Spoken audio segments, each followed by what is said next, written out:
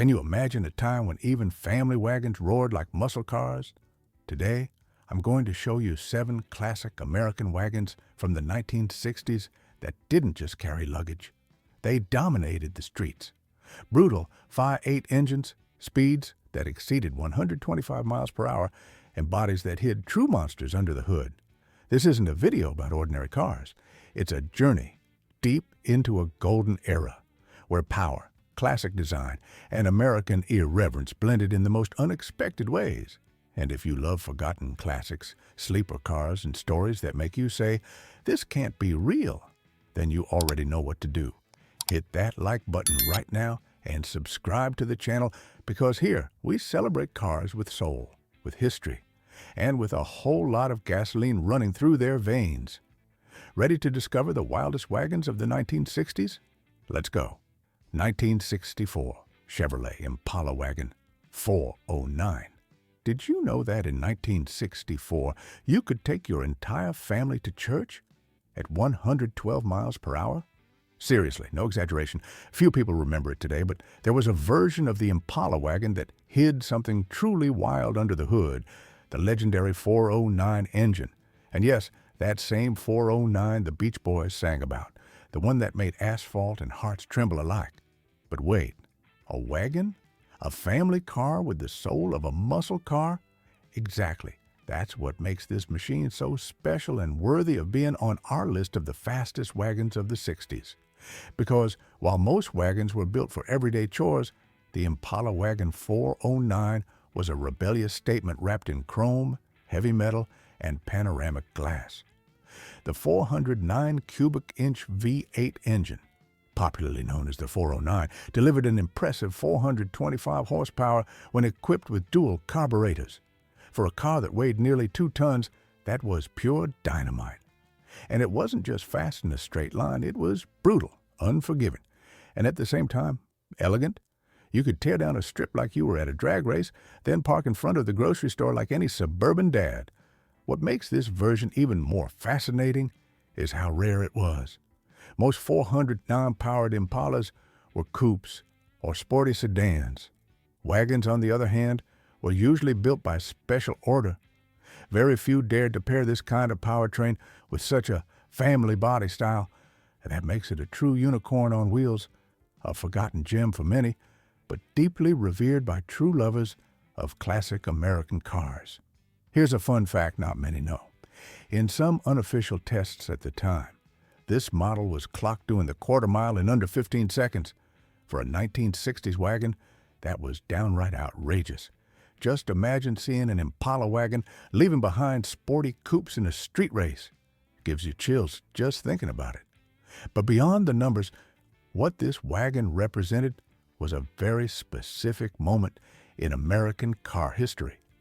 A time when raw power was available to everyone.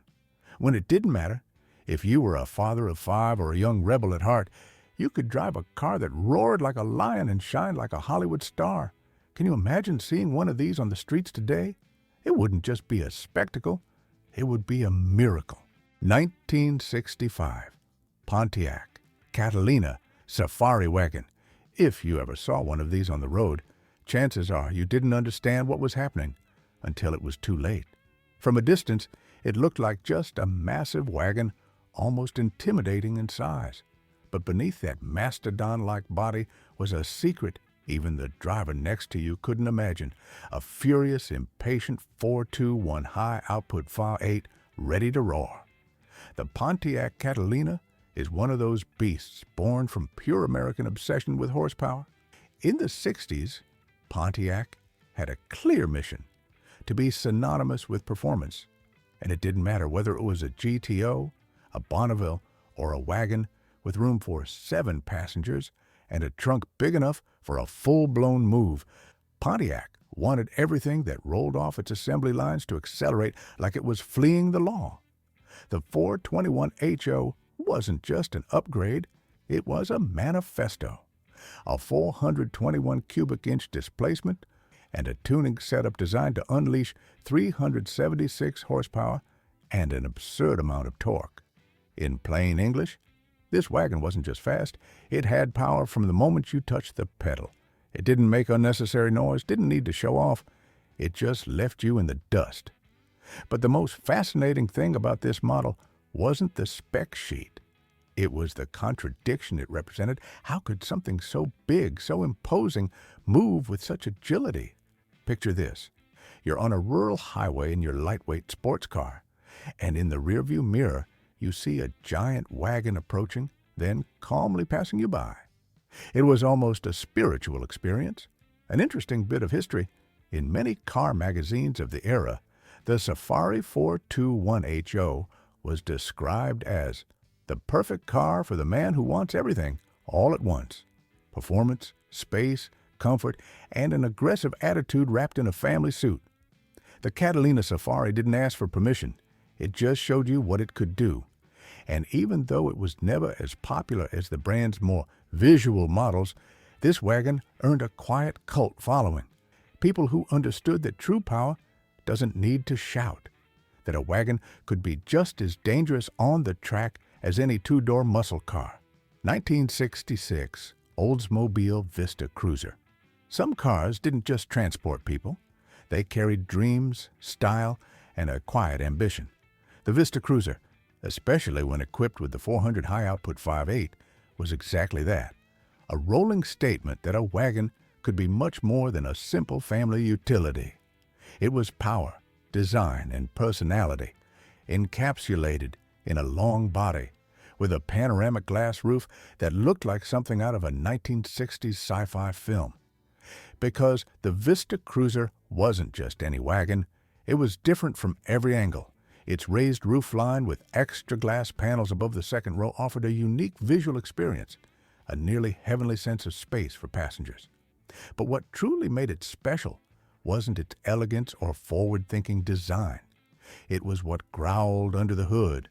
The 400 cubic inch V8, in its high-output version, produced over 350 horsepower, turning this wagon into a legitimate threat on open highways. And even though it looked like a car made for grocery runs or school pickups, it could actually reach nearly 115 miles per hour without breaking a sweat.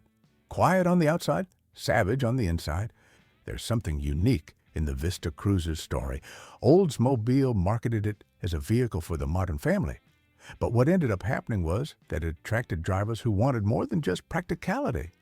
They wanted character, difference, and yes, power. It was one of the first cars to prove that a wagon could be both practical and exciting, and that made it a silent favorite among enthusiasts. 1967, Plymouth Belvedere. In an era when muscle cars dominated the headlines, wagons were left in the shadows.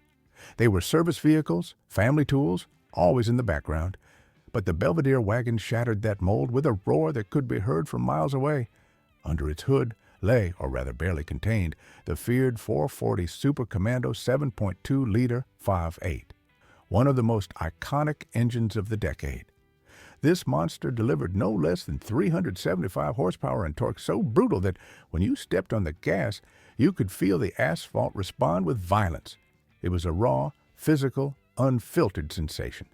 Interestingly, Plymouth never marketed this version as a performance car. On the contrary, it was for those who knew exactly what they were asking for.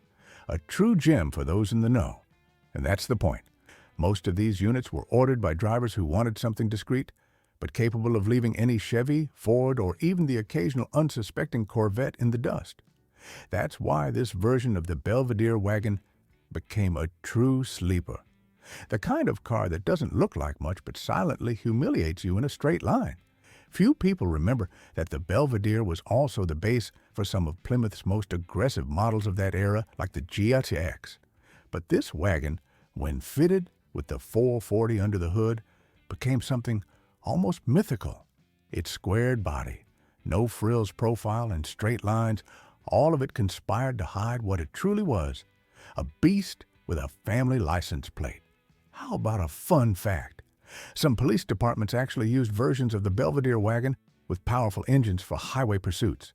You had to take a second look to realize that this seemingly harmless car was built to catch you and beat you. Today, the Belvedere Wagon 440 Super Commando is a cult piece.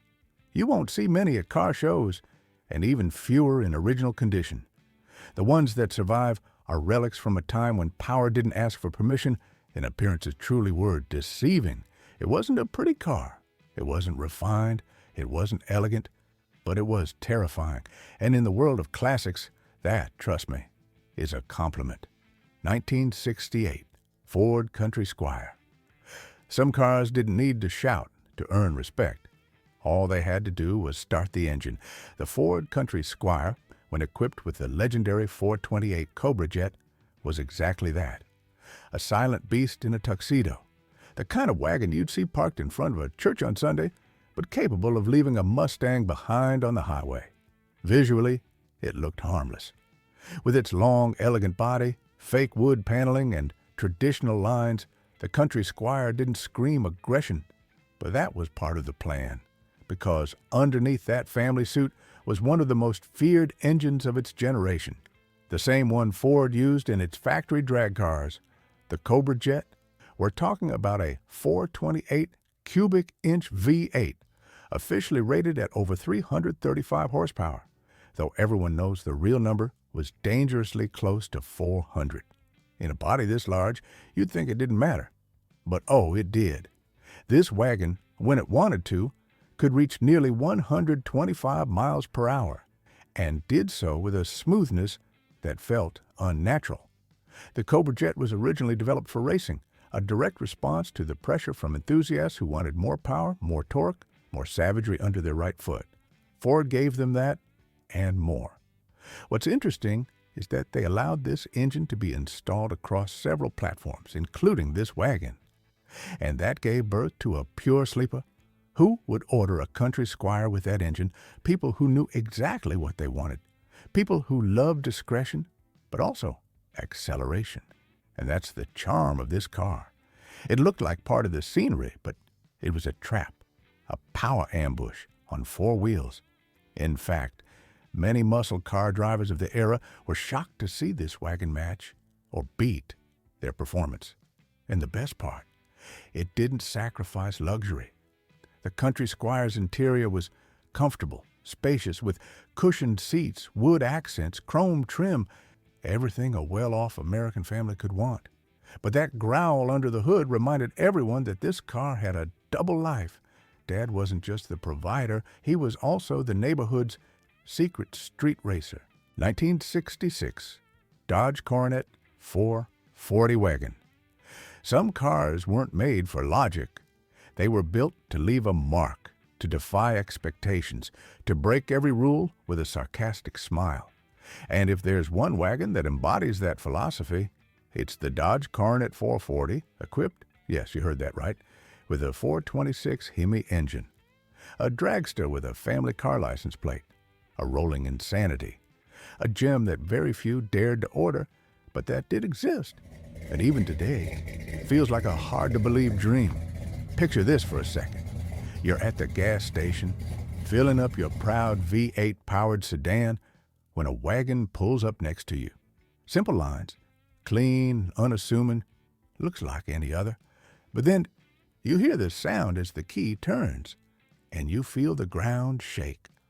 This isn't just any V8, it's the HEMI, the same engine that dominated drag strips and NASCAR circuits. And here it is, crammed inside a body designed to take kids to school.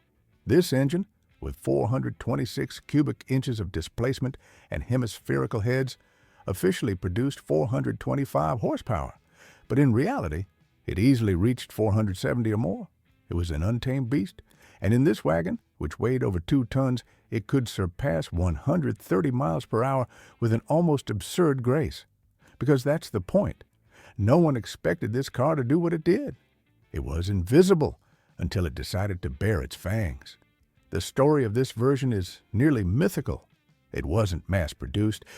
To get a Coronet wagon with a 426 HEMI in 1966, you had to know the right people inside Dodge, place a special order, insist, justify, and of course, pay.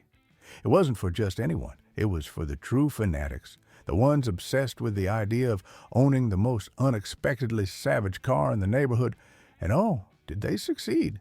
This car wasn't just fast, it was brutal. It could go from 0 to 60 miles per hour in just over 5 seconds. Unthinkable for a wagon at the time. Even today, few modern family cars can match that level of performance. But the most delicious part of it all was the contradiction it embodied. A wagon with a race engine? Who does that? Dodge did. And that's why we remember it, with a mix of respect and awe. 1969, Chevrolet Chevelle 396 SS. Some cars need no introduction. Others need to be unearthed from history, dusted off, and shown to the world with the respect they earned through sheer power and boldness. The Chevelle 396 SS wagon belongs to that second category. A motorized unicorn that few ever saw, even fewer drove, and almost no one forgot once they heard it roar. Yes, it existed. Even though it wasn't officially listed as an option by Chevrolet, some dealerships, especially the bolder ones, offered a special order conversion that combined two seemingly opposite worlds: the spacious, discreet body of a wagon and the pounding heart of a Chevelle Supersport with a 396 cubic inch V8 engine. The result was simply mind-blowing. That engine, in its wildest version, produced up to 375 horsepower and could launch this 4,000-pound wagon to speeds over 125 miles per hour, and we're not talking about smooth or restrained acceleration. This machine growled, screeched, and then exploded forward like a stampede on pavement. It was everything a muscle car should be, in the body of a family hauler, and that, of course, made it absolutely irresistible. The Chevelle was already an icon of the era, but this wagon version with the 396 under the hood became something of an urban legend. The few who saw them in action tell stories of quarter-mile victories, of stunned faces as a family wagon pulled ahead of Camaros, Mustangs, and Chargers, because, let's be honest, who expects a wagon to fly that low with such fury? And there was more. It wasn't just fast, it was beautiful. The late 60s Chevelle wagon had a low, aggressive silhouette, sharp lines, a dominant grille, and an attitude that said, "Don't underestimate me." Authentic or well-crafted SS versions featured emblems, reinforced suspensions, dual exhausts, and of course, that unmistakable rumble at ignition. Here's a little-known fact. Some enthusiasts consider this wagon the ultimate family muscle car, and in private auctions, a documented unit can easily reach six-figure prices, not just for its rarity, but for what it represents: an era when power wasn't up for negotiation, even if you had a big family and needed room for the dog. After seeing these true beasts in wagon form, tell me honestly, who ever said a family car couldn't be wild? These machines from the 1960s prove that classic design and brutal power could absolutely coexist. And they did it in a way that feels almost impossible today. And now, I want to hear from you. Which of these wagons was your favorite? Leave me your comment right now, because this channel isn't just for watching. It's for talking, remembering, and sharing stories from the days when cars were the real deal. Your comment might even appear in our next video, so don't hold back. And if you're hungry for more, click right now on our video about the most beautiful wagons of the 1950s. Because if today's were powerful, the ones from the 50s were true rolling works of art. Thanks for joining me on this ride filled with smoke, steel, and emotion. See you on the next curve of automotive history.